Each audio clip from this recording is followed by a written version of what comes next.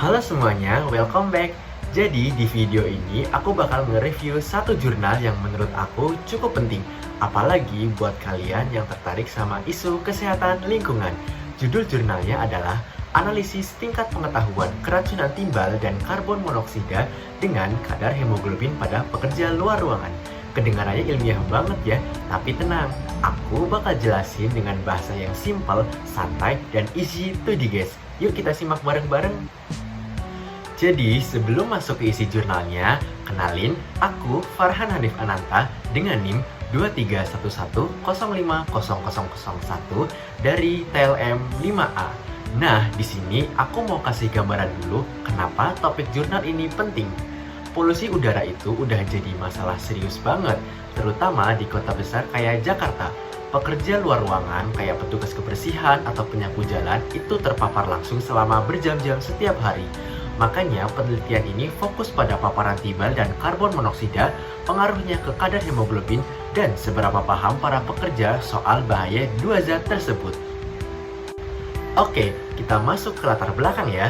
Jadi, sumber utama polusi di perkotaan itu kendaraan bermotor.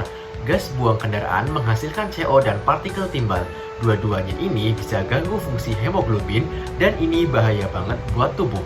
Pekerja luar ruangan itu rentan karena mereka kerja di area terbuka yang penuh polusi dan paparan ini sifatnya terus-menerus. Nah, kalau dijelasin lebih detail, CO itu terkenal karena dia bisa nempel 200 lebih kuat ke hemoglobin dibanding oksigen. Jadi, kebayang ya, oksigen jadi kalah saing dan tubuh bisa kekurangan oksigen. Efeknya ada pusing, lelah, sesak, sampai hipoksia. Sedangkan PB atau timbal itu ngerecokin proses pembentukan sel darah merah.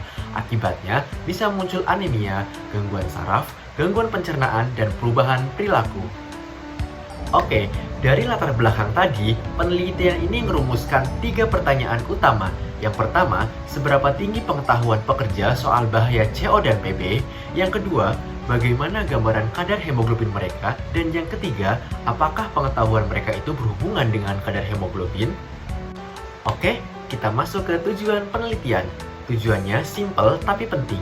Untuk mengukur tingkat pengetahuan pekerja, mengetahui kadar hemoglobin mereka, dan melihat apakah dua hal ini saling berhubungan. Nah, di bagian metode, penelitian ini menggunakan desain deskriptif analitik. Sampelnya ada 67 pekerja luar ruangan, dipilih dengan purposive sampling. Langkah penelitiannya itu lengkap, mulai dari studi pustaka, penyebaran kuesioner, wawancara, pemeriksaan hemoglobin, pakai alat POCT, dan analisis data secara univariat. Untuk lokasinya ada 3 tempat, yaitu kampus Tikes Kesosi dan laboratoriumnya, dan Kelurahan Rawabuaya. Penelitian ini dilakukan dari April sampai Juli 2023.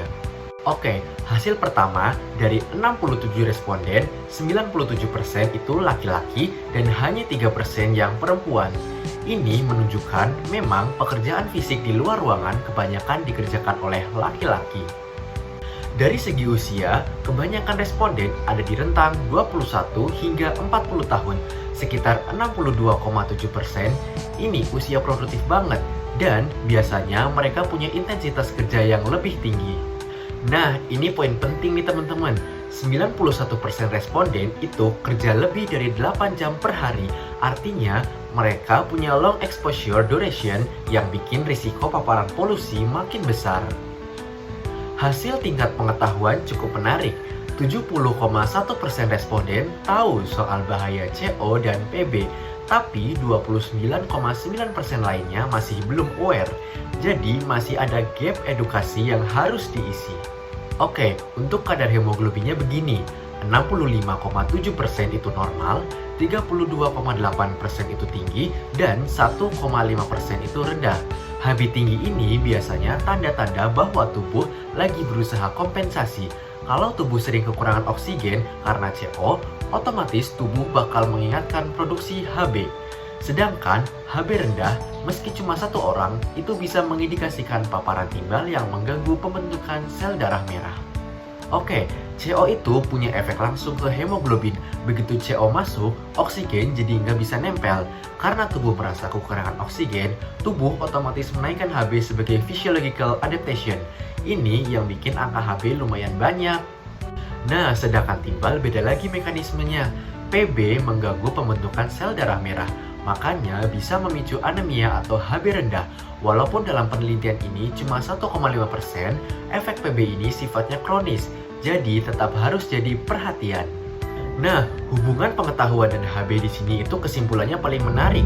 Ternyata pengetahuan itu not directly correlated sama kadar HB. Orang yang pengetahuannya bagus, belum tentu HB-nya bagus juga. Karena paparan polusi bukan ditentukan pengetahuan, tapi oleh jenis pekerjaan mereka yang memang harus berada di luar ruangan setiap hari. Oke, kita masuk ke kesimpulan nih teman-teman. Jadi kesimpulan dari penelitian ini yaitu mayoritas pekerja luar ruangan itu laki-laki usia produktif. Paparan polusi mereka tinggi karena bekerja lebih dari 8 jam. Kadar HB mereka bervariasi dan pengetahuan mereka nggak berhubungan langsung sama kadar HB.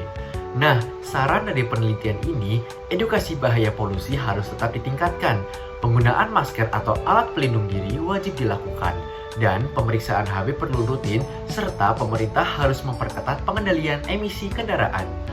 Oke teman-teman, dan itu dia review jurnalnya. Semoga penjelasan ini membantu kalian yang lagi butuh ringkasan jurnal atau pengen paham isinya tanpa harus baca panjang lebar. Thanks for watching dan sampai ketemu lagi di video berikutnya. Bye-bye!